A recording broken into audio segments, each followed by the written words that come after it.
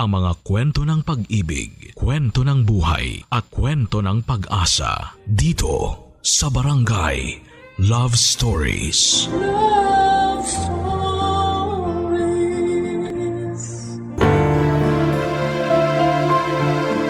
Marami sa atin ang araw-araw na nakikipagsabayan sa agos ng kahirapan.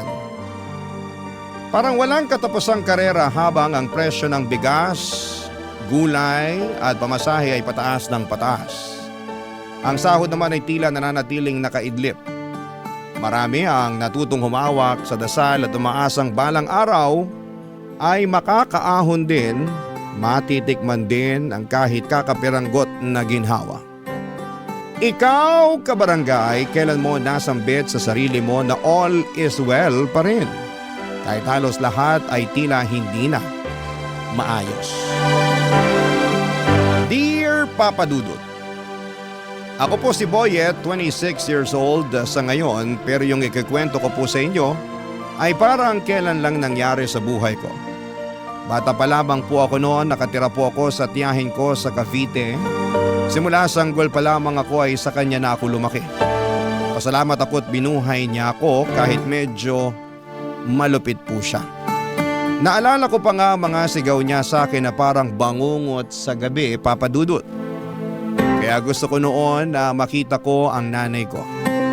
Gusto kong kunin niya ako at magising sa bangungot na yon.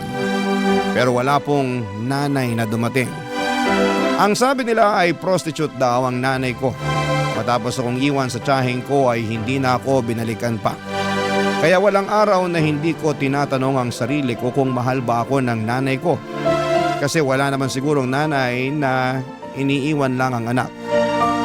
Kaya naman tinanggap ko rin ang sinasabi nila na patay na siya para mapanatag ang kalooban ko. Na kaya ako hindi binalikan ng nanay ko dahil wala na siya sa mundo. Walang gabi na hindi ako umiiyak noon, Papa Dudut.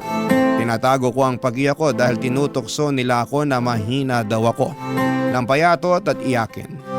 Bakit ba kapag lalaki hindi pwedeng umiyak? Tao naman tayo. Marunong tayong umiyak kung nasasaktan. Dahil sa mga dinanas ko sa tiyahing ko ay nag-ipon ako ng pera galing sa pangangalakal ko. Gusto kong makaipon ng pamasahe. Gusto kong pumunta ng Maynila. Oo nga't gusto kong paniwalaan na patay na ang nanay ko para mapanatag ang loob ko na mahal niya ako at hindi iniwan. Pero may parte pa rin sa puso ko na nagsasabing buhay siya at gusto ko siyang hanapin sa syudad. Lumuwas ako ng Maynila kahit na 10 years old pa lamang ako.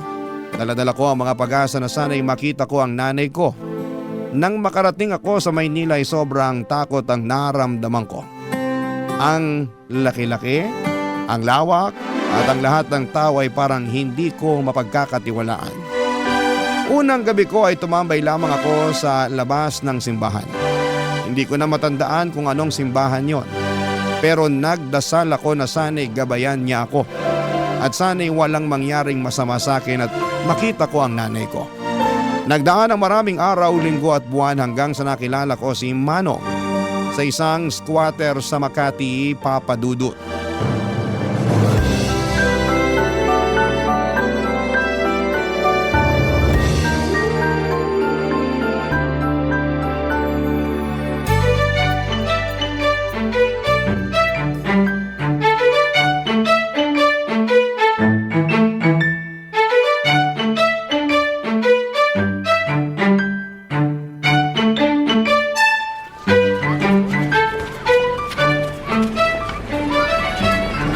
Boyet, gising na, umaga na. Manong, Talagang bata ka. Dapat sanayin mo yung sarili mong gumising na maaga. Alam mo namang salat tayo sa pera. Kailangan nating kumayod. Alam mo yung kasabihang early worm early bird catches the worm. Oh, tinuro yun ng teacher ko dati. nakapag-aral po kayo, Manong? Ba, syempre. Graduate ako ng elementary. Pero di na ako high school. Bakit po? Ako na yung ini-interview mo eh. Medya ka ba? Ano po yung medya? Yung nagre-report. Yung nagbabalita sa TV. Saka sa radyo. Sila yung nagsasabi ng totoo. Oh, di ba alam nila yung totoo eh. Oh, kapag sa kanila po ako magtatanong kung kilala nila nanay ko, sasabihin nila sa akin. Eh nako Boyet, yan ang hindi ko alam. Malamang hindi rin nila alam. Ang hirap naman kasi nung tanong mo eh. Eh siguro wala na talaga nanay ko. Manalig ka. Huwag mawala ng pag-asa. Opo. Asya, inumin mo na tong tinimpla kong gatas habang mainit pa. Salamat po Manong ah. Parang kayo na nga po tatay ko eh. Talaga ba? Tatay yung tingin mo sa akin? Opo. Di ba yung mga tatay nag-aalaga sa mga anak nila? Eh, pinagtitimplan niyo ako ng gatas eh. Ginising niyo ako para lang ipainom sa akin to. Ay nako, sige na. Ako na yung tatay mo. Pero Manong pa rin yung itawag mo sa akin ha. Baka pagkamalan talaga akong anak kita. Hindi na ako makapanligaw niyan. Opo, Manong. Eh yan, mabuti nang nagkakaintindihan tayo. Eh, Manong, salamat po sa pagkukup niyo sa akin ha. Kung hindi dahil sa inyo, baka patay na ako. Wala akong makain nun eh. Naisipan ko na nga magnakaw dahil sa gutom eh. Pero nandun kayo. Eh, mabuti naman, hindi ka nagnakaw. Alam mo, marami nang magnanakaw na nakaupo sa pwesto. Kaya hindi umuusad yung buhay dito sa Pilipinas dahil sa kanila eh. Talaga po, Manong? Oo, yun ang sabi ng teacher ko dati dun sa elementary. Tanda ko pa nga kailangan daw mag-aral para hindi mauto ng mga politiko. Kaya ikaw, mag-aral ka sa susunod na pasukan. Opo, sige po. Mayos ka. Kita mo naman dito, maraming halang ang kaluluwa kasi salat sa buhay. Walang makain. Sabi ko naman sa'yo na mag-ingat ka rito kasi tuso ang mga tao. Hindi natin masisisi kasi pinagkaitan ng mga tao dito. Hindi mo masisisi na ganito yung ugali ng mga tao kasi walang-wala. Kailangan mabuhay. Kaya ikaw, mag-aaral ka. Opo, Manong. Oh, mayos ka Boyet ha. Dapat asal tao, di hayop. Ibig sabihin nun, maging mabait lang ako. Wala mo na pa pala eh. Pero, maiba ako. Talaga bang ayaw mo nang bumalik dun sa kamag-anak mo sa Cavite? Ayoko na po, Manong. Eh, baka may ginawa kang masama kaya ka naglayas. Ayoko talaga sa tao yung sinungaling eh. Manong, hindi po ako nagsisinungaling. Gusto ko po talagang makita ang nanay ko. Hindi ko nga alam kung saan ko siya hahanapin pero andito daw po siya sa Maynila. Napakalaki ng Maynila. Di po, may picture naman po ako ng nanay ko eh. Kung makikita ko siya, sigurado makikilala ko yun. Eh dapat kapag nakita ka niya, maging proud siya sa'yo. Kaya mag-aral ka sa susunod na pasukan, ha? Opo, masusunod po. Papadudot nakatira kami sa pinagtagpi-tagping yero pero ramdam kong nakahanap ako ng tatay sa piling ni Manong. Kahit walang maayos na bahay, mainit, marumi, pero para sa akin ay may pag-asa dahil kay Manong. Matandang binata si Manong, wala siyang asawa at wala ding anak. Dahil wala nga siyang anak kaya ko na ang itinuring niya na parang sarili niyang anak. Ang sabi niya sa lugar na gaya ng squatter ay tuso ang mga tao. Hindi dahil masama sila kundi dahil lahat ng tao sa paligid ay pinagkaitan. Walang araw at gabi na hindi na ako pinapangaralan. Sabi niya kahit mahirap dapat ay matuto pa rin akong maging matinong tao. Pinag-aral niya ako at binilhan ng lapis, papel at gamit sa eskwelahan. Sobrang saya ko talaga, papadudot. Inihatid pa niya ako sa eskwelahan at sinisigurong okay lang ang unang pagpasok ko. Naramdaman ko na kahit na hindi kami magkadugo ay mahal niya ako. Ngunit tulad ng karamihan sa mga bata ay naging pasaway din po ako. Hindi na ako natutuwa sa lapis at papel dahil sa mahirap palang mag-aral. At marami akong nakakaaway na kaklase ko at maging sa ibang section at grade. Hindi naging safe sa akin ang eskwelahan dahil isa pala siyang malaking arena na samot-saring mga bata na iba-iba ang ugali. May matalino, may hindi binayayaan ng talino, may mabuti at masama na sa tingin ko ay hindi naturuan ng tama ng magulang o sadyang spoiled lamang at gustong manghamak ng ibang bata. Hindi ako naging masaya tuwing pumapasok ako, papadudot. Kaya hindi ko sinabi kay Manong na hindi na ako pumapasok. Mas pinili kong magkalakal muli. Mas pinili kong gumala para maghanap ng pera. Kung magkaroon man ako ng kaaway ay hindi ko na kailangan pang magpaliwanag sa teacher. Ang importante sa akin ay makahanap ako ng pera. Hanggang sa isang araw, hindi na naitago ang ginagawa ko. Pinatawag pala si Mano ng teacher ko na hindi ko alam. At sa gabing pag-uwi niya ay nakita kong galit na galit si Manong sa akin, Papa Dudut.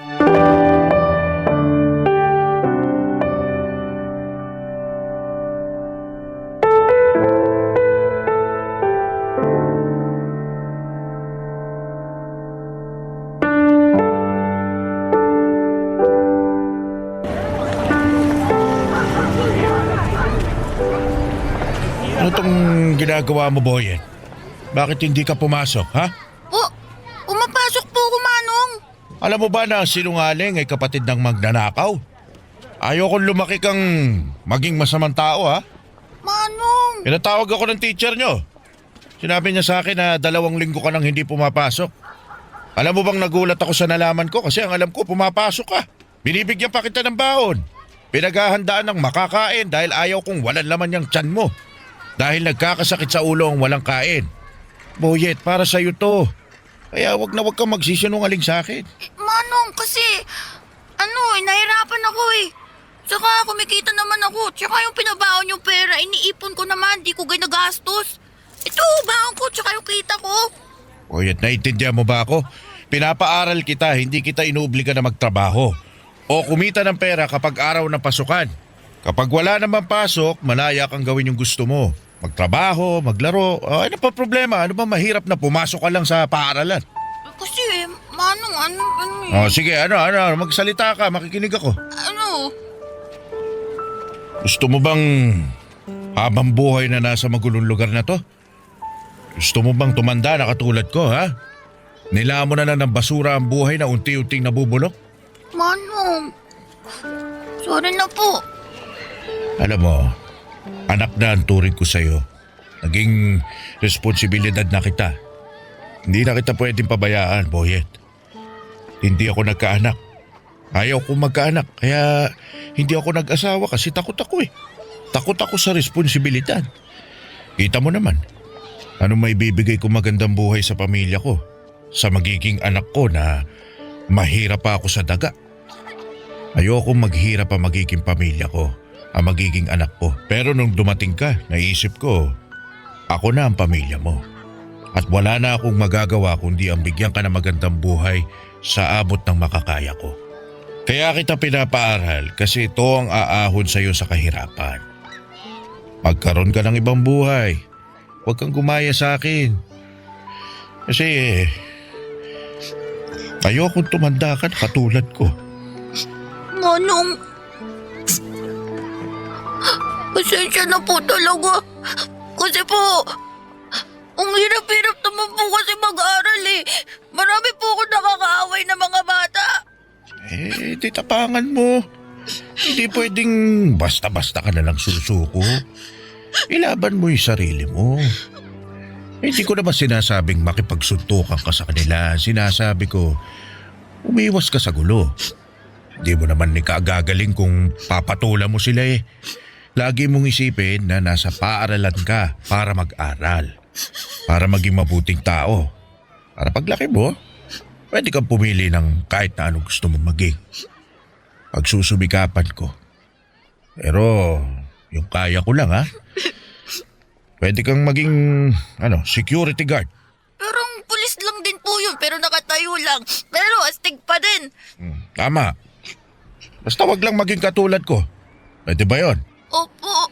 Ipangako mo sa akin ha? Opo, pangako po, Manong. Alam mo, may request ako sa'yo. Ano po yun, Manong? Magpapamasahe po ba kayo? Sige po, handa po ako. Ito naman, iba yung request ko. Ano nga po? Pwede bang tawagin mo akong tatay? Po? Ayaw mo ba? Naku, gusto ko po. Gusto ko.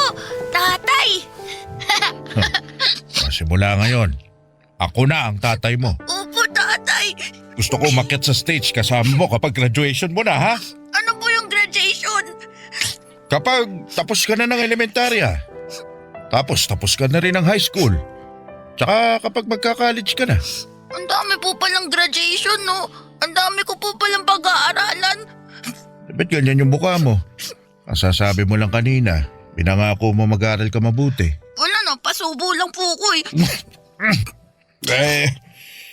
Basta nandito lang ako. Naalalayan kita. Salamat po. Nang gabing yon ay hindi ako makatulog, Papa Dudut. Sobrang mahal ako ni tatay. Pinili niya akong kupkupin at pinili niyang ituwid ang buhay ko. Pinili niya akong mahalin at gusto niyang alisin ako sa kahirapan. Kaya naisip kong hindi ko dapat sayangin ang pagkakataon na ibinigay sa akin ni tatay. Doon ko ipinangako sa sarili ko na magbabago ako dahil gusto kong maging proud siya sa akin. Gusto kong mapatunayan sa kanya at sa sarili ko na kaya kong lumaban. Kahit mahirap, kahit galing sa basura, ay may mararating din sa buhay. Noon ay hindi pa talaga malinaw na ang mga ginagawa ng mga bata sa akin ay isang klase ng pambubuli. Pero sabi ni tatay ay iiwasan ko na lamang ang mga yon at dapat mag-focus ako sa pag-aaral. Kaya naman sinunod ko yon, Papa Dudut. Pero hindi ko pa rin maiwasan na may mga masamang bata na inaaway ako. Minsan umuwi akong may sugat pero hindi ako sumuko. Araw-araw ay sinasabi ko sa sarili ko na baka bukas ay hindi na nila ako aawayin.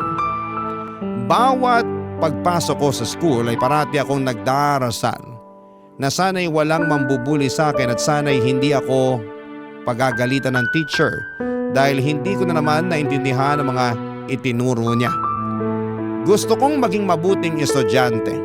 Gusto kong makatapos para sa pangarap ni tatay na makaakyat sa stage kasama ko. At syempre, naging pangarap ko na rin talagang makagraduate, Papa Dudut. Barangay Love Stories. Barangay Love Stories. Papa Dudut, araw-araw kong pinapatatag ang sarili ko. Ang nasa isip ko na lamang ay huwag biguin ang sarili ko at ang tatay na matupad ang pangarap naming dalawa. Kahit na walang araw na hindi talaga ako nilalapitan ng mga bully ay tuloy lamang ako sa pagsusumika para makuha ang diploma sa elementarya. Paunti-unti lang ang goal at doon ako nakafocus. Tinapangan ko talaga sa bawat pagsikat ng araw at sabi ko na sa gabi wala na naman ang mga bully at kasama ko naman si tatay. Pero ayun na nga, sa school ay sobrang hinahamak talaga ako. Kesyo nakatira ako sa basura, sa squatter, nangangalakal at ang baon ko ay galing daw sa basura. Kahit ano pang sabihin nila, iniisip ko na lamang na may pera naman sa basura at may pupuntahan itong pagsusumikap ko sa pag-aaral. Ngunit isang araw, ibang bully naman ang dumating. Nagkasakit si tatay, ibang klase palang bully ang sakit. Kailangan mo ring tapangan at buksain para magpatuloy sa buhay. Ilang linggo na siyang nangihina at kahit sinasabi niyang pumasok ako sa paralan ay mas pinili kong alagaan siya. Hindi pwedeng basta-basta ko na lamang pabayaan siya dahil alam kong hindi madali ang buhay kapag may dinaramdam, Papa Dudut.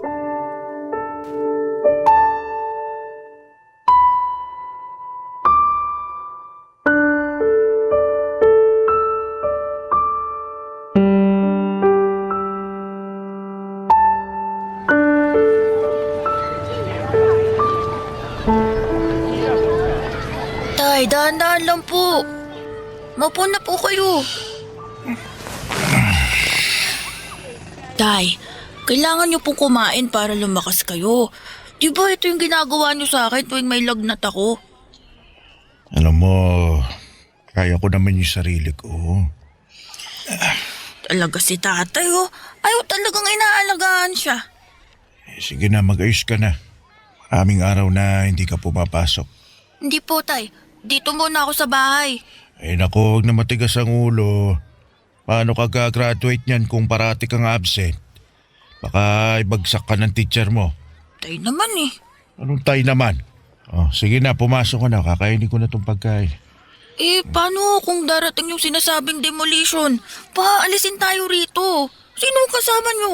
Kung nandito ako, masasamahan ko kayo. Hindi nila tayo mapapaalis. Naganda na yung mga kapitbahay natin ng mga ipambabato sa mga yon. Nakita ko ron sa kabilang kanto. Grabe ginawa nila. Wala na hong nagawa yung mga nakatira dun. Paano kung saktan kayo rito? May sakit pa ho kayo, oh. Kung nandito ka, kaya mo ba ako ipagtanggol sa mga malalaking tao? Oh, kita mo, hindi ka makasagot. Basta dito lang ho ako. May mga inihandaan naman akong pambato sa kanila eh. Ito ang dahilan kung bakit gusto ko makapagtapos ka ng pag-aaral. Para hindi ka matatakot na paalisin sa bahay mo. Makakabili ka ng sarili mong bahay o may pera ka para umupa ng matirhan na may legal na titulo. Yung bang re-respetuhin ka ng mga tao. Tay, ang hirap po pala maging mahirap, no? Ang dami mong dapat gawin para lang hindi ka masasaktan at makuha mo yung respetong sinasabi nila. Kung hindi na talaga kaya, hahanap na lang tayo ng ibang mapapwestuhan. Siguro mas makakatulong sa mga tao yung itatayong barangay complex dito. Grabe naman po pala sila. Wala, ganun talaga eh. Oh, Tay, okay lang po ba kayo? Oo naman. Sige na, mamaya ako na ito ubusin. Tay, yung totoo. Mukhang kailangan ko lang maiga ulit. Sige oh. Salamat, Boyet. Baka nabinat ho kayo kakaisip sa demolition na yan. Siguro, pero okay lang ako. Tutulog ko na lang to, mawawala rin. Lalakas din ako. Sana po bumalik na sa dating lakas ang katawan nyo, Tay. Galing ako, anak. Tay, mukhang ito na ho yung demolition. Titingnan ko sa bintana. Tay, ito na nga ho yung demolition. Tay! Uy, Tay, gising! Tay, kailangan na nating lumabas. Tay! Tay, wag na ho kayong matulog. Kailangan na nating lumabas ng bahay. Tay, bakit parang hindi ka na humihinga? Tay! Tay naman, gumising ka na! Promise, papasok na ako. Hindi na matigas ulo ko. Gising na, Tay! Gising, Tay! Tulong nga! Ang tatay ko! Tulong! Tulungan niyo ako! Tay, hindi ka pwede mawala. Akyat pa tayo sa stage sa graduation ko! Tay! Tay, wag mo ko iwan! Tay! Tay! Tay! Papa Dudut, sobrang sakit balikan ng araw na yon. Lahat nagkakagulo dahil sa demolition habang binawian ng buhay si Manong, ang tatay ko. Kaya naman sobrang galit na galit ako sa mga taong nag-demolish sa squatter. Para kaming mga ipis na pinupuksa na lamang at pinapalabas sa aming mga lungga na parang basura sa lipunan na walang karapatang mabuhay ng may dangal. Tandang-tanda ko na kahit na hindi man natuloy yung sabi nilang end of the world noong 2012, para sa akin ay parang natapos at gumuho talaga ang mundo. Hindi ko alam kung kaya ko bang mabuhay na wala si tatay. Bakit ganon sila sa mahihirap? Pinapalis nila sa lupang yon para tayuan nila ng barangay hall, health center at basketball court. Bakit hindi kami tulungan na bigyan ng marangal na buhay? Nagsumikap kami araw-araw at hindi po kami batugan. Sana yung gobyerno ay nakita ang hinaing ng mga taong gusto lamang ng may masilungan at matawag na tahanan. Kasi ang mga taong ito ay hindi pinapangarap na maging squatter lang habang buhay. Pero sadyang may lapang tadhana at pagkakataon para sa kanila. Mahirap ang buhay. Mahirap makaahon sa kahirapan. Kahit sobrang sakit sa loob ko kasi hindi ko matutupad yung pangarap namin ni tatay, huminto ako sa pag-aaral kasi kailangan kong unahin ang kalam ng sikmura ko. kesa sa pag-aaral. Pasalamat na lang ako dahil sa paghihikayat ni tatay na mag-aral ako ay natuto naman akong magbasa at magsulat. Pero syempre hindi ganon kalawak ang pag-intindi ko sa mga bagay-bagay. Basic lang at marunong din akong magbilang kaya alam kong humawak ng pera. At dumating ang isang bagay na masasabi kong mas malaki ang kikitain ko kesa sa pangangalakal. Ibang kalakal na ang ginagawa ko kahit 15 years old ako noon. Pinasok ko ang pagbebenta ng katawan. Nagbigay ako ng aliw sa mga parokyano. Wala akong pinipili. Tama. Nagaya ko sa nanay ko. Ang kaibahan lang ay hindi ako nabubuntis kasi lalaki ako. Sa bago kong trabaho ay nakagawa ko ng sarili kong maliit na bahay sa isang squatter din. At sa bawat oras, hindi ko makakalimutan si tatay. Parating pabalik-balik sa utak ko ang sinabi niya sa akin na kailangang maiba ang buhay ko. Hindi pwedeng mabubulok ako sa squatter. Kalaunan ay nakapagtrabaho ako sa bar at doon ko nakilala si Nelia na naging girlfriend ko. Pareho kaming hamak na isang mamitang nagbibigay sa amin ng customer.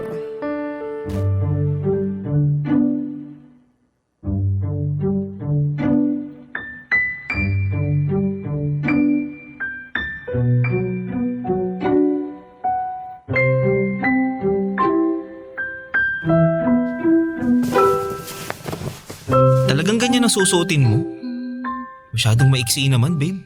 Babe naman, parati mo na lang akong sinasaway. Sa trabaho natin, kailangan presentable tayo. Alam mo naman, puhunan natin ang ating mga mukha at katawan.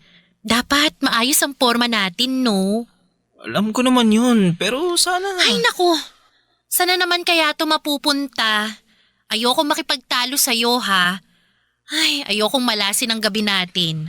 Nelia, hihingi sana ako sa'yo ng pabor eh. Ayan ka na naman. Gusto mo talaga maging manang ako sa harap nila? Paano ako kikita ng pera? Paano tayo makakaipon? Paano natin mababayaran tong upa sa bahay? Sabihin mo nga sa akin, babe. Alam ko naman yan. Ang sa akin lang, sana bawas-bawasan mo yung pagtanggap ng customer na… Na ano? Na ikakama ako. Diretsahin mo na. Babe, bago pa lang tayo maging tayo, ganito na trabaho ko. Ganito na si Nelia. Ganito na trabaho ko. Isang babaeng bayaran. At ganyan ka na rin. Ito talagang ayaw ko eh. Kapag ikaw pwedeng mangyalam, kapag ako hindi. Iba kasi yung… Anong pinagkaiba? Pareho lang naman tayong nagbebenta ng katawan, Boyet. Kailangan natin to kasi hindi tayo nakatapos ng pag-aaral. Wala tayong makukuhang ibang trabaho na magbibigay sa atin ng malaking datong. Wala! Kaya wag na natin pag-usapan to. Ang mahalaga, mag-ingat tayo sa ginagawa natin. Pasensya na talaga. Hindi ko lang maiwasang magselos eh. Nako, hindi nakakain ng selos-selos na yan. At wag ka nga magselos. Trabaho lang naman lahat ng to eh. Parang artista. Aarte ka lang, paghusayan mo gaya ng gusto ng customer. Tapos, di ba ganyan din naman ang ginagawa mo? Sa bagay. Iniisip ko lang na nagamit man nila ang katawan ko. Pero hindi naman ang kaluluwa ko. Ang lalim naman nun, babe. Kaya sana maipasa ko yung exam ko. Para makatapos ako kahit senior high man lang. Para makahanap din ako ng ibang trabahong matino. Gusto ko na kung magkaanak man tayo balang araw, magiging maayos na ang buhay natin. Mabibigay ko sa magiging anak natin ang buhay na maganda. Yung hindi naghihirap. Yung kaya natin suportahan kung ano yung gusto niya. Pag-aaralin natin yun hanggang kolehiyo. Ang taas talaga ng pangarap mo, babe. Pero tama, ayaw ko rin maranasan ng magiging anak natin ang hirap sa buhay. Naghihirap na nga tayo, ipapamana pa ba natin sa kanilang ganitong buhay?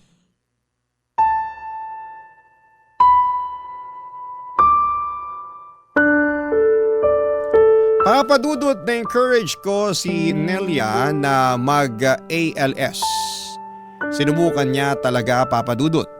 Maraming beses na parang gusto na niyang sumuko pero parati ko pa rin siyang sinasabihan na para ito sa aming dalawa. Para pwede naming sabihin na may pinag-aralan kami.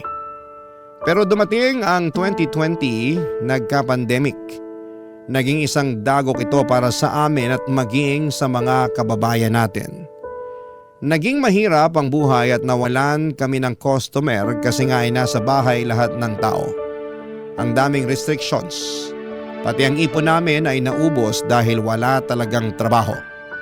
Naisipan ko na lamang kung talaga bang may Panginoon kasi puro pahirap na lamang ang naranasan ko.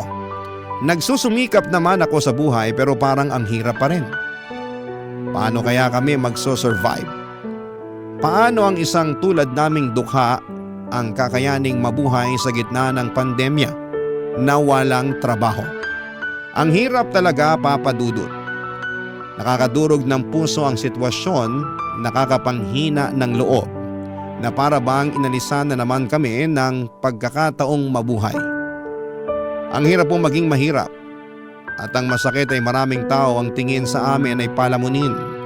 Nakapina lamang para sa ayuda at pasanin ng lipunan. Sa totoo lang po, Papa Dudut, gusto kong hingi na sana'y magkapalit kami ng buhay para malaman niyang nagtatrabaho kami para mabuhay. Pero sadyang mailapang kapalaran sa kagaya naming salat sa buhay. Barangay Love Stories. Barangay Love Stories. Hindi naging maganda ang pagsasama naming dalawa dahil sa sitwasyon, Papa Dudut. Ang hirap ng walang pera, walang customer and mahirap ang buhay sa panahon ng pandemic. At dahil nga sa mga restrictions ay nawalan kami ng hanap buhay. Siguro hindi lang kami, marami sa ating kababayan. Sana nga ay yun na ang huling pandemic sa mundo. At dahil nga sa hirap ay parati kaming nag-aaway at mainit ang ulo. Totoong nakaka-high blood ang walang pera. Pero nang malift ang mga restrictions ay unti-unting bumalik ang lahat. Nagkaroon na ulit kami ng trabaho at magkahiwalay kami ng bar. Nagkikita na lamang kami tuwing umuuwi ng bahay at ang importante ay magkasama pa rin kami. At gaya nga ng dati ay balik kami sa dating gawi. Ang pagbebenta ng panandaliang aliw. Ang kumita ng pera, ang magtrabaho na kahit para sa iba'y mabaho pa sa basurang ginagawa namin. Para sa akin ay wala akong pakialam dahil wala naman akong inaapakang tao. Wala akong hinahamak. Gusto ko lang kumita ng pera pero isang umaga'y nagulat ako nang umuwi si Nelia sa bahay, Papa Dudut.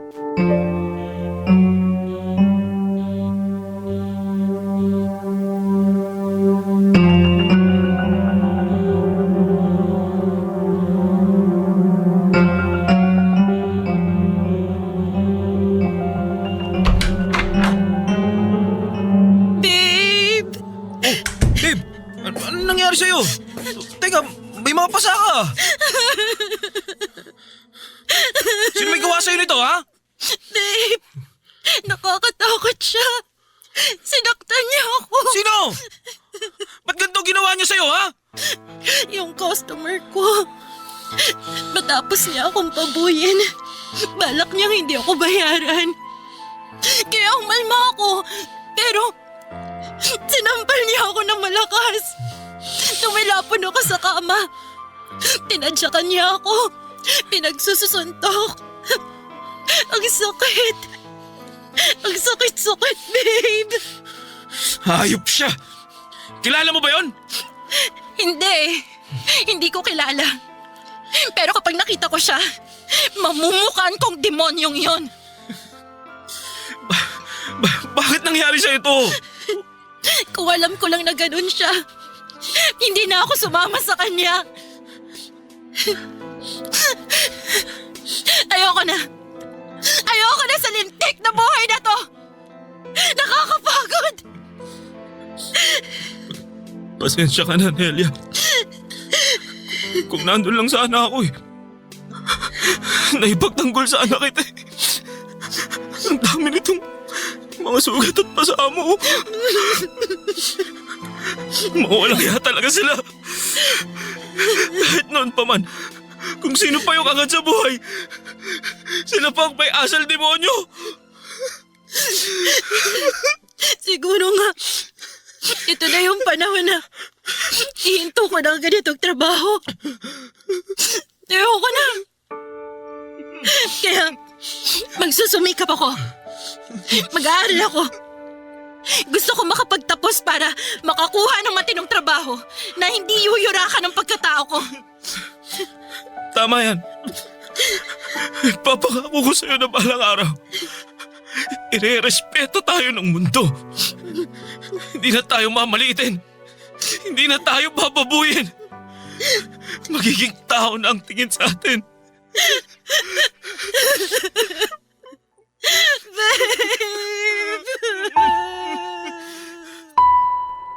Ilang linggo ring nagpagaling si Nelia sa mga natamo niyang sugat at pasa, Papa Dudut. Sobrang nakakagulat na may tao talagang gagawa ng ganon.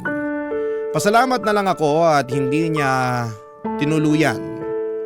Nakakasama pa rin ng loob, bagamat masaya pa rin ako dahil nakakasama ko pa rin ang babaeng mahal ko.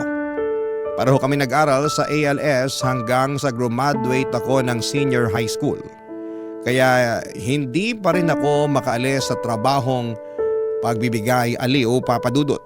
Kailangan ko pa rin ng pera para sa training ko bilang security guard. Sabi ko sa sarili ko na malapit na talaga at makakawala na rin ako sa kadena ng kahirapan. Pero nagkaroon ng problema. Nilagnat ako at ilang araw nang hindi ito gumagaling. Nagsilabasan na rin ang mga rashes sa aking katawan at ang lalapan ng ubo ko. Dahil sa halos hindi ako makapagtrabaho na ay napilitan akong pumunta sa health center. At natuklasan ko ang isang nakakagulat na katotohanan na ayaw kong marinig. Nang mga oras na yon ay parang nag-flashback lahat ng hirap na pinagdaanan ko.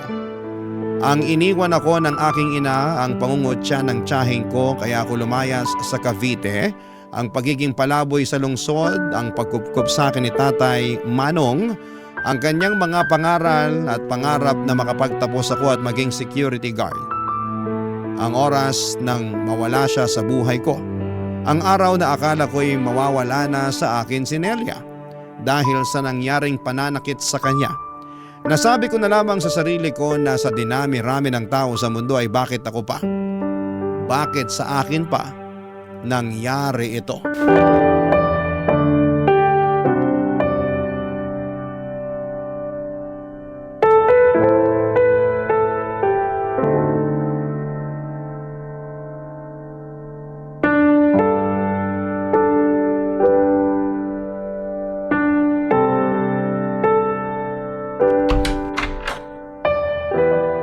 Babe, ang tagal mo namang bumalik. Akala ko kung napano ka na. Halika, kumain ka. Babe, bakit parang tulala ka? Anong sabi ng doktor? Na-check ka ba? Nakapunta ka ba sa center? Naku, sana pumayag kang samahan kita. Pwede ko namang isarado muna tong tindahan eh. Boyet? Bakit? Akala ko, malapit ko nang matupad ang pangarap ko eh. Akala ko magiging security guard na ako. Magiging maayos ang buhay ko. Teka, ano bang nangyari? Doon ako galing sa center. Sumailalim ako sa mga test. Anong resulta? Ano bang test ang ginawa nila sa'yo? Alam mo, gusto ko sanang ilihim pero karapatan mong malaman ng totoo kasi magkarelasyon tayo. At baka... Ano bang nangyayari? Pinapakaba mo naman ako eh. Magsalita ka, Boyet! Iniisip ko kung saan ko kaya nakuha to.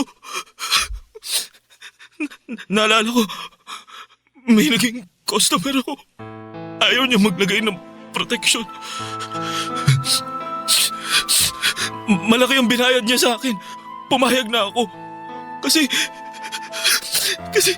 isang beses lang naman eh. Teka, huwag mong sabihing nagpositibo ka. Patawarin mo ako, Nelia. Bakit mo ginawa yan? Akala ko kasi ano eh. Ibig sabihin, hindi.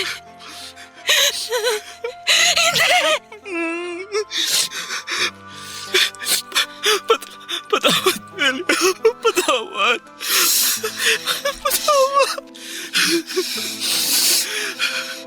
Ibig sabihin, nahawaan mo na ako?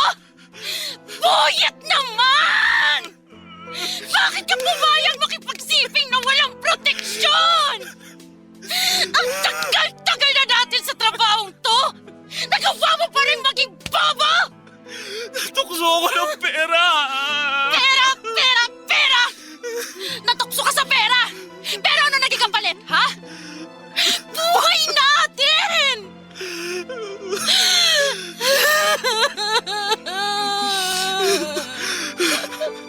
Ayoko buhayin! Ayoko magkasakit!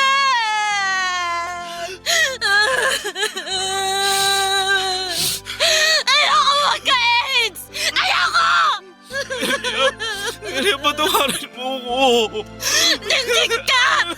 Eh, magagawa ko yung pagiging mo ng tawad! Alam ko hindi madali ito.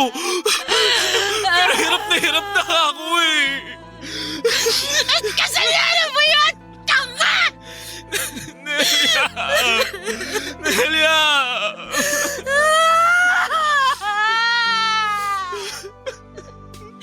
Lintik na buhay ito! Kailan ba tayo lulubayan ng malas? Kapag wala na tayo sa pahirap na mundong to! Nelia, hindi tayo mamamatay. Ha? Sabi ng doktor, hindi ito katapusan ng buhay natin. Sabi niya, pumunta ka rin sa center para mapatest ka rin. Pareho natin gagamutin ang mga sarili natin. Malalabanan natin to. Lalaban tayo, Nelia. Lalaban tayo, Nelia. Ha? Lalaban tayo.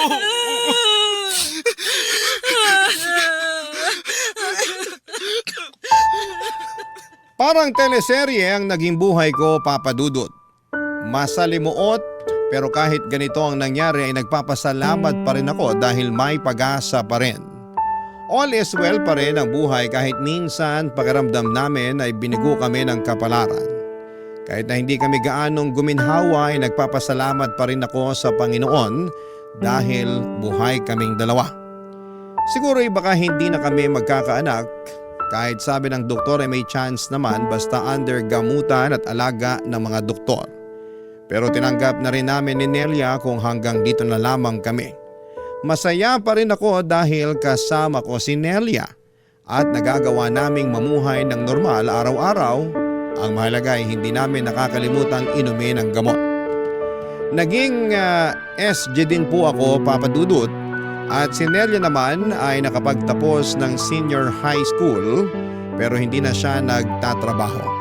Focus siya sa aming sari-sari store. Kahit maliit lang ang kinikita ay maayos naman ang naging takbo nito. Ang importante sa ngayon, Papa Dudut, ay buhay na buhay kami at may mga NGO na handang tumulong sa katulad namin. Sana sa mga nakikinig sa programa ninyo ay gusto kong ipaabot sa lahat na sana'y huwag kayong mandiri sa mga taong may HIV dahil hindi naman nakakahawa ang HIV kung walang sexual contact at blood-to-blood contact. Hindi nakakahawa ang HIV kapag nakikipagkamay, paggamit sa isang baso, pag-upo sa tabi ng isang may HIV, paglangoy sa swimming pool, sa ubo at sipon.